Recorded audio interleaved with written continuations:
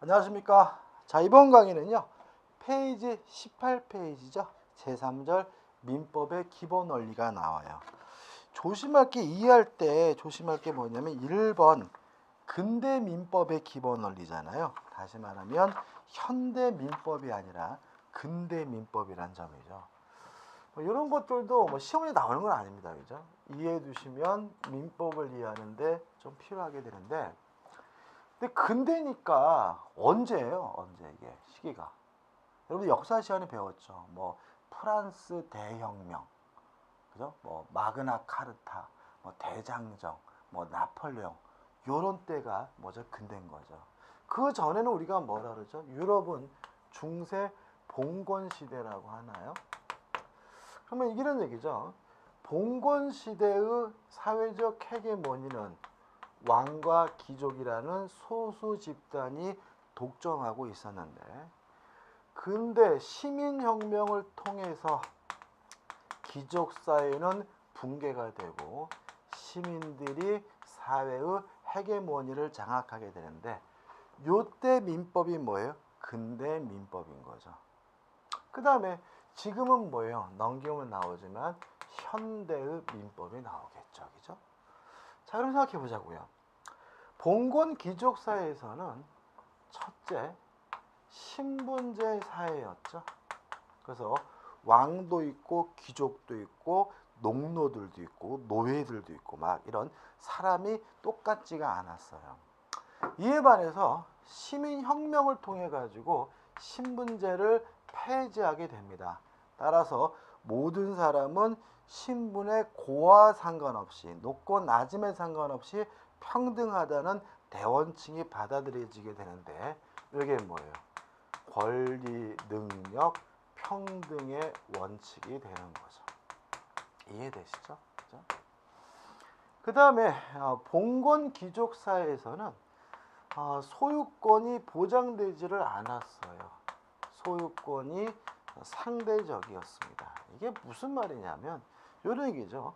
우리나라 뭐 조선시대를 생각하면 쉬워요. 조선시대 때 왕이 지나가다가 야, 참 좋아 보이는구나 이렇게 한마디 하면 어떻게 해야 돼요? 성은이 만극하옵니다고 바쳐야죠. 다시 말하면 왕은 국가는 국민의 재산권을 언제든지 뭐 할 수 있었어요? 뺏을 수도 있고 박탈할 수도 있었던 거죠. 자, 이런 사회에서는 재산을 안 모아요. 왜요? 재산을 모아봤자 국가가 왕이 어떻게 해요? 마음만 먹으면 뺏어가니까요. 그러면 어떻게 하겠어요? 여러분들이 그 사회에 살고 있으면 열심히 장사하겠습니까? 열심히 농사 짓겠습니까? 모아봤자 뭐죠? 국가가 뺏어갈 것 같은데요. 그래서 여러분들이 알고 있는 조선시대 때 양반들은 농사 안 지었어요. 장사 안 했어요. 왜요? 재산 모아봤자 뺏기니까요. 그 대신 뭐 했습니까? 열심히 과거를 준비했죠. 왜요? 과거에 급제가 돼서 관리로 나가게 되면 국민의 재산권을 언제든지 뭐 할 수 있었어요? 뺏을 수가 있었거든요. 그래서 사회의 지도층이랄까요? 헤게모니를 장악하고 있는 집단은 요 시대 때는 재산을 축적하기보다는 재산을 축적하기 위한 무엇을요? 축적한 재산을 뺏기 위한 권력을 쟁취하는 데 집중할 수밖에 없는 거죠. 그래서 우리나라 조선시대 때도 뭐 양반들이 고상해서 그런 게 아니라 굳이 장사할 필요가 없고 농사 질 필요가 없었기 때문에 안 한 거고요. 오히려 뭐요? 과거 제도를 통해서 관리로 진출하게 되면 사또로 나오게 되면 재산을 뭐 할 수 있었어요? 뺏을 수 있었으니까 모든 양반들이 다 그 일에 뭐 하게 되는 거죠? 집중하게 되는 거죠. 그래서 결과적으로 요 시대는 자본의 축적이 이루어지지 않기 때문에 자본주의라는 것이 있을 수가 없는 거예요. 근데 시민혁명을 통해서 이제는 뭘 받아들이게 되냐면 소유권 절대의 원칙이라는 것이 받아들여지게 되거든요. 무슨 말입니까? 소유권은 절대적으로 보장되는 권리이기 때문에 국가라 하더라도 왕이라 하더라도 개인의 소유권을 마음대로 뺏을 수 없다는 원칙이 뭐예요? 소유권 절대 원칙이고요. 그럼 이제 사람들이 어떻게 해요? 안심하고 열심히 장사하게 되고 열심히 뭐예요? 농사를 짓게 되는 거죠. 자본이 축적이 되는 거죠. 이게 별거 아닌 건데도 불구하고 요것 때문에 결국은 뭐가 형성이 되는 거죠? 자본주의라는 것이 만들어지게 되는 거죠. 그 다음에요. 과거의 봉건 사회는 연자제라는 게 인정이 됐죠. 그죠? 우리 사극 보면 많이 나와요. 큰아버지가 영몰 저질렀어요. 아무 짓도 안 했는데 나도 뭐죠? 깜빵 가요. 심지어는 기어다니는 아이들도 뭐죠? 죽임을 당하고 막 노비로 팔려고 막 난리가 나잖아요. 다시 말하면 아무런 고의도 없고 과실도 없는데도 무엇을 부과시켰어요? 책임을 부담시켰던 거죠. 그거에 대한 반성으로 이제는 심리학을 통해서 이제는 고의나 과실이 있어야지만 책임을 부담한다는 뭐가 확립이 되는 거죠? 과실 책임의 원칙이 확립되게 되는 거죠. 그러면 요 세 가지 그다음 하나 빠졌네 얘기죠. 그다음에 네 번째. 사적 자치란 것이 과거에는 보장되지 않았지만 근대 시민사회에서는 사적 자치 원칙이 뭐가 돼요? 보장이 되는 거죠. 자, 이게 무슨 말이냐면 사적 자치예요. 그죠? 비슷한 말이 뭐가 있어요? 지방자치죠. 지방자치라는 말이 뭔가요? 지방의 일은 중앙정부의 간섭이 없이 지방 스스로가 알아서 하는 원칙이 뭐예요? 지방자치인 거잖아요. 비슷해요. 사적이고 개인적인 일은 국가의 간섭을 받지 않고 스스로 알아서 한다는 원칙이 뭐죠? 사적 자치 원칙이었어요. 봉건 사회에서는 이것도 없었어요. 왕이 야 둘이 결혼해 그러면 결혼이라는 사적이고 개인적인 일도 누가 개입하게 되는 거죠? 국가가 개입하는 거죠. 뭐 매매다 뭐 교환이다 이런 것도 마찬가지고요. 이런 사회였는데 이제는 혼인을 하고 팔고 매수하고 임대차하고 이런 사적이고 개인적인 일은 국민들이 알아서 하는 거고요. 국가는 개입할 수 없다라는 무슨 원칙이 받아들여지게 되는 거죠? 사적 자치 원칙이 받아들여지게 되는 거죠. 따라서 요 네 가지 때문에 뭐가 형립이 되는 거예요? 자본주의라는 것이 만들어지는 거죠. 그죠? 그죠? 첫째, 권리 능력이 평등해요. 노비라 하더라도 이제는 양반하고 똑같은 것이니까 열심히 일하면 부자가 될 수 있는 거죠. 또 소유권이 절대로 보장돼요. 따라서 재산을 열심히 모으면 국가가 뭐 하지 못해요? 뺏지를 못하죠. 또 제가 소유권이 있다면 그 다음에 저는 제가 잘못을 해야지만 책임을 지니까 잘 때마다 안심이 되겠죠. 마지막으로 팔지 말지 결혼할지 말지 사적인 일을 스스로 내가 어떻게 해요? 알아서 하게 되니까 국민들이 열심히 오로지 뭐에 집중하는 거예요? 재산을 축적하는 데 집중하고요. 그걸가 만들어진 제도가 뭐예요? 자본주의인 거죠. 이게 뭐예요? 근대 민법인 거예요. 자, 근데 문제는 요렇게 하면 모두 다 해피할 줄 알았어요. 행복할 줄 알았어요. 근데 시간이 흘러가다 보니까 여기 땅 시작하고 나서 보니까 이제는 어떻게 해요? 자본이 많은 사람과 없는 사람이라는 두 개의 계급으로 나뉘게 된 거죠. 우리가 요새는 뭐죠? 양극화. 있는 사람은 더욱더 부자가 되고 없는 사람은 열심히 일해도 가난하는 이런 문제가 발생했기 때문에 이런 근대 시민의 근대 사회 민법 원리를 그대로 유지할 수는 없고요. 그것을 뭐 하게 되는 거죠? 수정하게 되는 거죠. 그래서 현대 민법은 공공복리라는 대원칙에 따라서 뭐죠? 이런 원칙적으로 수정하게 되는 거죠. 첫째, 권리 능력의 평등인데 형식적으로 평등한 것은 의미가 없는 거다. 실질적으로 평등이 보장돼야 된다. 이런 문제죠. 자, 이런 얘기입니다. 자, 지금 대기업 회장님하고 근로자하고 1대1로 만났어요. 형식적으로 두 사람은 뭐예요? 평등하잖아요. 근데 실제로는 어떻게 해요? 평등하지 않잖아요. 그래서 실질적 평등을 위해서 노동부라는 국가기관을 만들어서 누구에게 힘을 붙여준다는 거예요? 노동자들에게 더 힘을 붙여준다는 거죠. 그래야 실질적으로 뭐해진다는 거예요? 평등해진다는 원칙이 받아들여지게 되고요. 그 다음에 소유권은 절대적으로 보장되는 것이 아니라 소유권은 필요한 경우에는 공공복리라는 차원에서 제한될 수 있다는 의미에서 소유권의 상대화가 이루어지는 거죠. 그죠? 여러분들 가만히 생각해 보면 소유권이 별거 아닌 권리입니다. 제가 땅이 있어요. 그러면 그동안의 생각에 따른다면 내 땅이니까 농사를 짓든 밭을 짓든 똥밭을 만들든 내 마음이어야 되잖아요. 근데 어디 그런가요? 국가에서 지정한 용도대로 사용해야 되잖아요. 만약에 예를 들어서 농지다 그러면 어떻게 해요? 농지로만 써야 되잖아요. 그렇지 않습니까? 그죠? 자, 이런 것들은 결국은 뭐예요? 소유권이 공공복리에 의해서 하시라도 제한될 수 있는 뭐죠? 상대적 권리를 어떻게 해요? 전락하게 된 거죠. 이제는. 그 다음에 과실 책임의 원칙. 과실이 있어야 책임지는 원칙을 고수했더니 어떤 일이 발생하게 돼요? 자꾸 숨는 놈들이 생기는 거죠. 김비서 네가 알아서 처리해. 그러면 처리한 김비서만 처벌되고 시킨 뭐죠? 회장님은 처벌 안 하고 이런 일들이 많이 발생하다 보니까 특별한 경우에는 예외적이겠죠. 과실이 없더라도 무과실이라도 책임져야 된다는 무과실의 책임의 원칙이 뭐죠? 도입되게 되는 거죠. 이러한 것들을 통해서 결국은 이제는 뭐가 되는 거죠? 수정 자본주의가 되는 거예요. 그래서 우리가 살고 있는 현대 사회는 자본주의가 아니에요. 그죠? 뭐가 되는 거죠? 수정 자본주의가 되는 거고요. 조금만 시험에 벗어나지만 이해를 돕기 위해서 말씀드리면 근데 요새는 무엇을 중시하는 사회였죠?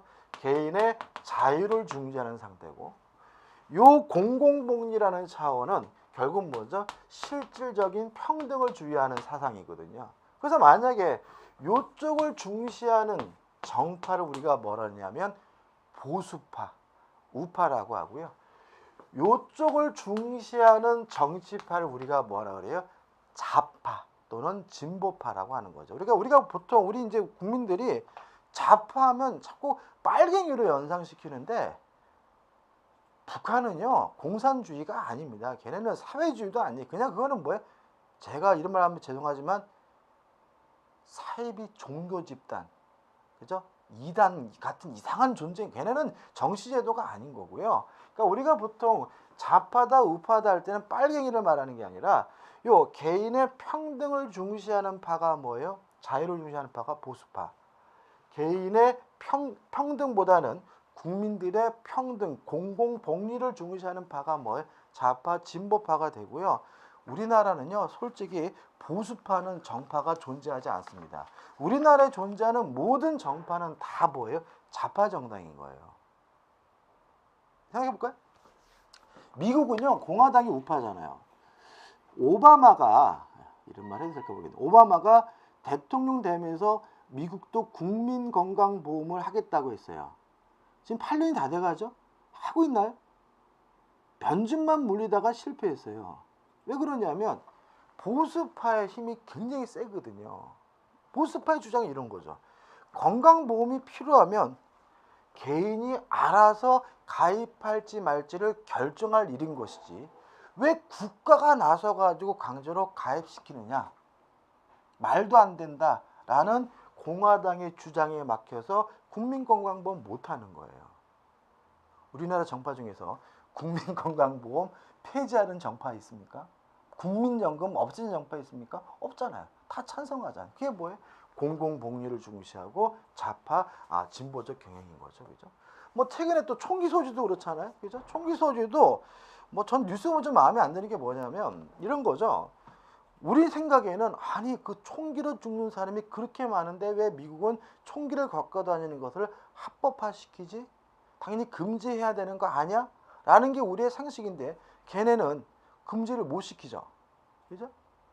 근데 또 뉴스 보면은 뭐 무기 뭐 상들의 뭐 로비가 엄청나기 때문에 금지를 못 시킨다. 그렇게 미국이 썩은 나라는 아니에요. 이렇게 썩은 나라는 아니에요. 왜 총기 소지를 금지 못 시키냐면 보수적인 사상이 굉장히 강하기 때문에 국민들이 이런 생긴 거죠. 내가 총을 가지고 다닐지 말지는 내가 알아서 결정할 문제지 국가가 나서서 가져라 마라라고 뭐 할 수 없어요? 결정할 수는 없는 거니까 총기 소지를 금지시킬 수는 없는 거다. 이런 시각인 거예요. 이 사람들이 이런 말까지 합니다. 만약에 총기를 가지고 다니는 것이 허용돼 사람이 죽는 것 때문에 금지시킨다면 자동차 소유도 금지시킬 거냐 이거죠. 왜요? 자동차 때문에 돌아가시는 분이 총 맞아 돌아가시는 분보다 더 많다는 거예요. 이상한 논리처럼 들리지만 걔네들은 그게 어떻게 해요? 굉장히 논리적으로 받아들이는 거죠. 왜요? 그 사람들은 보수적인 시각을 가지고 있는 사람들이 굉장히 많고요. 우리는 대부분이 다 뭐 정파뿐만 아니라 굉장히 뭐죠? 진보적인 성향을 가지고 우리가 살고 있는 것이죠. 그죠? 그 다음에 이제 19페이지 보시면 제4절에서 민법에서의 법률 용어가 나옵니다. 이건 용어니까 그냥 용어 적는 거죠. 1번 준용. 그죠? 준용. 준용이란 말에 동글뱅이 쳐셔가지고요. 밖으로 뽑으셔가지고 이하 동문 이렇게 써놓으시면 이해하기 편할 거예요. 이하 동문. 옛날에 상장 받을 때 많았죠. 그죠? 김계동 이하 동문. 그죠? 자, 이게 무슨 말이냐면 이런 거죠. 예를 들어서 10조에서 뭔가를 열심히 규정해 놨어요. 그러고 나서 지나서 한 22조쯤 왔는데 또 적어야 돼. 귀찮잖아요. 귀찮으니까 어떻게 해요? 10조를 준용한다라고 적어버려요. 다시 말하면 10조와 22조의 내용이 뭐죠? 같다 이런 얘기인 거죠. 그래서 준용이라는 말은 반복해서 쓰기 귀찮아가지고 이하 동문이다. 같은 말하기 귀찮아가지고 이하 동문이다. 이렇게 쓰는 게 뭐예요? 준용이에요. 그래서 몇 조를 준용한다 이런 말이 나오면 아, 그 조에 나와 있는 내용하고 똑같구나라고 받아들이면 되겠죠. 그 다음에 2번 추정 간주인데 추정이든 간주든 둘 다 입증 곤란을 구제하기 위한 제도라는 점은 같아요. 근데 뭐가 다르냐면 결론을 기억하시면 추정은 반증, 반대의 증거만으로도 그 효과를 번복시키는 것이 가능해요. 이에 반해서 간주는 다른 말로는 본다 또는 의제한다라고 되는데 간주는 반대의 증거만으로는 그 효과를 뭐 할 수 없냐면 번복시킬 수가 없어요. 예를 들어서 좀 설명드리면 우리 시험 범위 안에서 가장 중요한 이 부분에 관한 예가 나중에 또 자세히 해야 되겠지만 인정 사망의 경우에는요. 그 효과가 사망한 것으로 추정을 합니다. 이에 반해서 실정 선고의 경우에는요. 사망한 것으로 본다. 사망한 것으로 간주가 됩니다. 인정 사망이 뭐냐면요. 사망의 개연성, 가능성은 굉장히 커요. 다만 시신 등은 발견하지 못해서 사망 여부를 확인하지 못할 때 관계 공무원이 가족관계 등록번호를 사망으로 정리하게 되는데 그걸 우리가 뭐죠? 인정 사망이라고 하고요. 정리된 분은 사망한 것으로 뭐가 돼요? 추정이 되는 거죠. 예를 들어서 가슴 아픈 얘기지만 세월호 사건, 그죠? 세월호 사건 아직도 시신을 못 찾은 분이 계시잖아요. 그럼 그분들은 돌아가셨다는 사실을 확인할 수는 없어요. 시신을 못 찾았으니까. 그렇지만 돌아가셨을 가능성은 대단히 높기 때문에 가족가계 등록부에다가 사망으로 뭐 하겠어요? 기재를 하겠죠. 그걸 우리가 뭐라 그래요? 인정 사망이라고 하고요. 사망으로 추정이 됩니다. 따라서 만약에 그분이 실제로 반증 살아있다는 사실이 입증된다면 별도의 어떤 법적 절차 없이 사망의 효과가 없어져 버려요. 왜요? 추정이기 때문에. 근데 만약에 그분을 법정 절차에 따라서 법원에서 실정 선고를 내렸다라고 가정을 해보면 실정 선고의 효과는 사망한 것으로 뭐하고 해야 돼요? 간주를 하기 때문에 그분이 나중에 생존하고 있다는 사실이 밝혀졌더라도 즉시 그 효과가 번복되지는 않습니다. 요 실종 선고를 별도로 취소한다는 절차가 있어야지만 그 효과가 번복되게 돼요. 가장 것은 우리가 나중에 아주 자세히 할 거예요. 중요한 부분이기 때문에 일단은 추정이란 반증만으로도 그 효과가 어떻게 해요? 뒤집힙니다.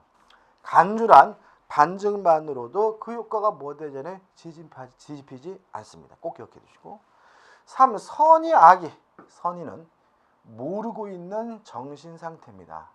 악의는 알고 있는 정신 상태입니다. 따라서 선의 제3자 그러면 모르고 있는 제3자고, 악의 제3자 그러면 뭐예요? 알고 있는 제3자입니다. 네 번째, 제3자 개념도 중요한데 이건 나중에 배우지만 일단 여기서는 우리가 당사자가 아닌 사람을 제3자로 한다라고 기억하시면 돼요. 그 다음에 20페이지 오시면 5번 대항하지 못한다는 말이 나오는데, 이것도 교재에 나오지만 동글뱅이 치셔가지고 뽑아가지고 주장하지 못한다 이렇게 좀 기억하세요. 우리가 나중에 공부를 하다 보면은 초반에는 괜찮은데 어느 순간 수준이 되면은 이 대항하지 못한다는 말이 자꾸 우리를 괴롭혀요. 이게 뭔 소리인지 자꾸 의심을 갖게 되는데, 그때는 뭐로 바꿔서 읽어보세요? 주장하지 못한다라고 바꿔서 읽어보면 되는 거예요. 예를 들어가지고 무효를 가지고 선의 제3자에 대항하지 못한다 이렇게 나왔으면, 아, 무효를 가지고 선이 모르는 제3자에게 주장하지 못하는 거구나 라고 바꿔서 이해하시면 쉬워요. 그 다음 6. 과실이 나오죠. 자, 이런 문제죠. 아는 거는 뭐예요? 악이에요. 다른 말로는 뭐예요? 고의. 그죠? 근데 모르는 건 뭐예요? 선의. 중간이 뭐가 있어요? 모르긴 모르는데 알 수 있는데도 모르는 게 뭐냐? 그게 뭐예요? 과실인 거예요. 따라서 과실이란 알 수 있는데 모르는 걸 뭐라 그래요? 과실이라고 하는 거죠. 과실이 뭐라고요? 알 수 있는데 모르는 거예요. 그러면 과실이 뭐냐? 주의를 기울였으면 알 수 있는데 모르는 것을 말하니까 주의를 기울이지 않은 거죠. 다시 말하면 주의 의무가 결여되어 있는 거. 이거 우리가 뭐죠? 과실이라고 하는 거예요. 이해되시죠? 그죠? 자, 그러면 주의 의무가 두 가지가 있다는 거예요. 첫째, 선량한 관리자로서의 주의 의무, 선관 주의 의무가 있고요. 두 번째, 자기 재산과 동일한 주의 의무가 있는 거예요. 이게 좀 까다로울 수가 있고요. 까다로울 수 있기 때문에 쉽게 말씀드릴게요. 자, 보자고요. 선관주의미 선량한 관리자로서의 주의 의무가 더 센 거예요? 아니면 자기 재산과 동일한 주의 의무가 더 센 거예요? 뭐가 더 신경을 많이 써야 되냐면 선관주의 의무가 더 신경을 많이 써야 되는 거예요. 그래서 우리가 여러분들이 선량한 관리자로서의 주의 의무가 뭐냐 이렇게 물어보면 잘 안 되면 이렇게요. 내 재산보다 더 소중하게 주의해야 될 의무가 뭐라고요? 선관주의 의무다. 이렇게 이해하시면 돼요. 그 다음에 결론입니다. 원칙입니다. 따라서 민법은 원칙적으로 무슨 의무예요? 선관주의 의무입니다. 이게 뭐냐면 추상적 경과실. 추상적 경과실이 용어 몰라도 돼요. 자기 재산과 동일한 주의 의무는 예외입니다. 이게 뭐예요? 구체적 경과실인데 몰라도 돼요. 예외는 뭐죠? 요거다. 그죠? 그러면 예는 원칙이니까 우리는 뭘 기억하면 편해요? 예외적으로 자식 재산과 동일한 주의 의무를 기억하시면 되는데 두 가지입니다. 친권자와 무상 임치 계약에서 수취인은 자기 재산과 동일한 주의 의무를 집니다. 따라서 두 가지를 제외한 나머지 모든 주의 의무는 다 뭐가 되는 거죠? 선관주의 의무가 됩니다. 자, 임치라는 것이 뭐냐면 물건 보관 계약을 말합니다. 임치가 뭐라고요? 물건 보관 계약. 물건을 맡긴 사람은 임치인, 물건을 보관해 주는 사람은 수취인 얘기죠. 여기서 이제 이해가 시킬 수 있는데 제가 여러분들을. 자, 그럼 보세요.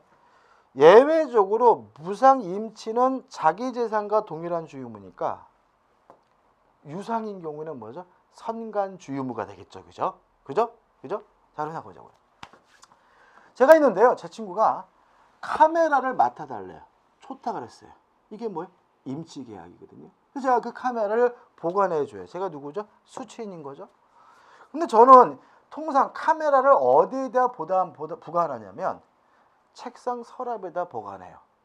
책상 서랍에다 넣었어요. 근데 누가 훔쳐갔어요. 만약에 그 계약이 무상이었다면 저는 아무런 과실이 없는 겁니다. 왜요? 제 카메라처럼 책상에다 보관했잖아요. 제 재산과 동일한 주유물을 다 했잖아요. 따라서 이때는 그 카메라가 도난된 것에 대해서 저는 책임을 지지 않습니다. 근데 만약에 카메라를 보관하는 보관금으로서 5만 원을 받았어요. 한 달에. 그럼 이거는 뭐예요? 유상이니까 뭐로 가게 돼요? 선관 주의음으로 바뀌게 되고요. 이때는 책상 서랍에 보관한 카메라를 누가 훔쳐가면 저는 뭘 지게 됩니까? 책임을 지게 됩니다. 왜냐하면 선관 주의음을 내 재산보다 더욱더 소중해서 주의해야 될 의무를 말하기 때문에 어렵죠, 그죠? 그래서 일단 우리 수험적으로는 이 원칙과 예외 기억하시기 바라고요. 과실의 개념에서 주의 의무가 결여됐다 알 수 있는데 모르는 게 뭐라고요? 과실이다 정도 기억하시면 되겠죠. 그다음 마지막으로 중과실입니다. 현저한 주의 의무 결여죠. 그냥 주의 의무가 결여가 된 것이 아니라 어떻게 해요? 현저하게 주의 의무가 결여된 것을 우리가 중대한 과실, 뭐라 그래요? 중과실이라고 하는 거죠. 따라서 단순히 일반적으로 알 수 있는데 모르는 건 뭐예요? 과실인 거고요. 누구나 당연히 알 수 있는데 모르는 것은 뭐예요? 중과실이죠. 이게 정도의 차이기 때문에 구별하기 대단히 어렵기 때문에 우리가 나중에 차고 공부할 때 일반적 경과실과 중과실, 과실과 중과실을 구별하는 방법을 또 그때 또 어떻게 자세히 공부할 거예요. 자, 이번 강의는 여기까지 하고요. 다음 강의 때 제5절 민법의 효력을 들어가도록 하겠습니다. 감사합니다.